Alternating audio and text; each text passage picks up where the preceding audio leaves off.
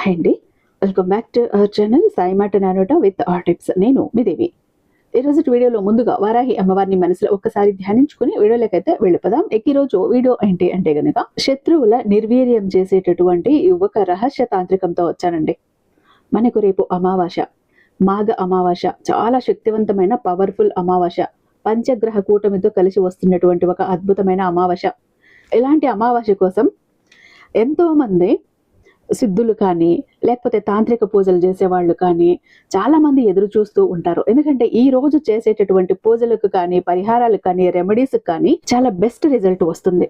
ఈ రోజు వాళ్ళ శక్తులను కూడా సిద్ధింపు చేసుకుంటూ ఉంటారు. మనం నార్మల్ డేస్ లో ఎన్ని పూజలు చేసినా రాని రిజల్ట్ ఇలాంటి డేస్ లో చిన్న రెమెడీ చేస్తే కూడా కొండంత రిజల్ట్ అయితే మనకు రావటం మనం చూస్తూ ఉంటాం. అయితే ఎవరైతే మిమ్మల్ని ఏడ్పిస్తున్నారో, మిమ్మల్ని టార్చర్ పెడుతున్నారో, మిమ్మల్ని బాధ పెడుతున్నారో, మీ బ్రతుకు మిమ్మల్ని బ్రతకనివ్వకుండా అనవసరంగా మిమ్మల్ని ఆడిపోసుకుంటూ ఉన్నారు, అస్తమానం కూడా మీ పేరు తీసి మీ పేరు చెడగొట్టి మీ పనులు చెడగొట్టి మీకు ఉన్న ఆర్థిక ఇబ్బందులు కూడా కలిగిస్తూ, అంటే డబ్బు పరంగా మిమ్మల్ని ఇబ్బందులకి గురి చేస్తూ ఏదో ఒక విధంగా మీ చేత కన్నీళ్లు పెట్టిస్తున్నారు, మానసిక క్షోభ అనుభవించేలా చేస్తున్నారు, కంటి నిండా నిద్రపోకుండా కడుపు నిండా తినకుండా చేస్తున్నారు. అలాంటి శత్రువులు మీకు ఉన్నారు.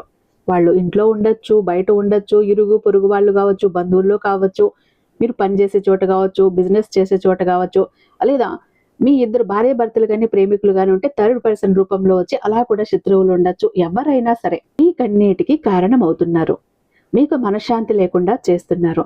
అలాంటి వారి పేరు చెప్పి మీరు ఒక రెమెడీ చేశారు అంటే వాళ్ళు తల బాదుకుంటారు, నెత్తి కొట్టుకుంటారు. అసలు వీళ్లతో నేనెందుకు పెట్టుకున్నాను, భగవంతుడా ఇంక వీళ్ళ జోలికి వెళ్ళను అన్నంత పశ్చాత్తాపం వాళ్ళల్లో కలుగుతుంది. జన్మలో మీ జోలికి రారు వాళ్ళు.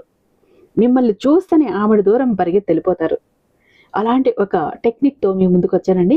అలాంటి ఒక అమావాస్య రెమెడీతో మీ ముందుకు వచ్చాను. ఇది అమావాస్య రోజు చేయాల్సినటువంటి ఒక రెమెడీ. చాలా మంచి రిజల్ట్ వస్తుంది. మీకు కావాల్సింది ఏంటి అంటే ఒక పాత చెప్పు. మీ ఇంట్లో పాత చెప్పులు ఆల్రెడీ ఉంటారు, మీరు యూస్ చెయ్యనువో లేదా పాతబడిపోయినవో తెగిపోయినవో ఏవో వెతకండి. ఆ ఒక పాత చెప్పుని తీసుకొని దాన్ని ఇట్లా బోర్లా వేసి తిరగేసి వెనక వైపు దాని మీద వాళ్ళ పేరు చెప్తూ మేకు ఏదైతే ఉందో 11 మేకులు దిగ్గొట్టండి ఆ చెప్పులోకి. ఒక్కొక్కసారి పేరు చెప్పి ఒక్కొక్క మేకు కూడా ఆ చెప్పుకి కొట్టండి. అంటే మేకులు చిన్నవైనా పర్లేదు, స్టీల్ అయినా లేదా ఇనపవైనా ఏవైనా కానీ మేకు కావాలి.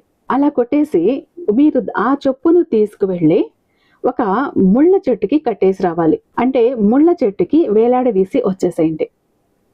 అయితే మీరు ఈ చెప్పుకి ఆ మేకులు కొట్టేటప్పుడు ఇలా చెప్పండి: నా శత్రువు నా జీవితంలో నుంచి శాశ్వతంగా వెళ్ళిపోతున్నారు, శత్రు నిర్వీర్యం జరుగుతోంది, శత్రు నాశనం జరుగుతోంది, ఇంకా జీవితంలో వీళ్ళు నా వైపు కన్నెత్తి చూడకూడదు, నా విషయంలో కల్పించుకోకూడదు, నన్ను ఇబ్బంది పెట్టకూడదు, నన్ను బాధ పెట్టకూడదు అని మనసులో చెప్పుకుంటూ మీరు ఆ మేకులన్నీ ఆ చెప్పుకి 11 మేకులు 11 సార్లు వాళ్ళ పేరు చెప్పి ఆ చెప్పుకి ఏదైతే ఉందో చెప్పుని తిరిగేసి ఒక్కొక్క మేకు అలా దిగ్గొట్టేసి దాన్ని ఒక ముళ్ళ చెట్టుకి వేలాడదీసి వచ్చేసేయండి, ఒక తాడు పెట్టి కట్టి.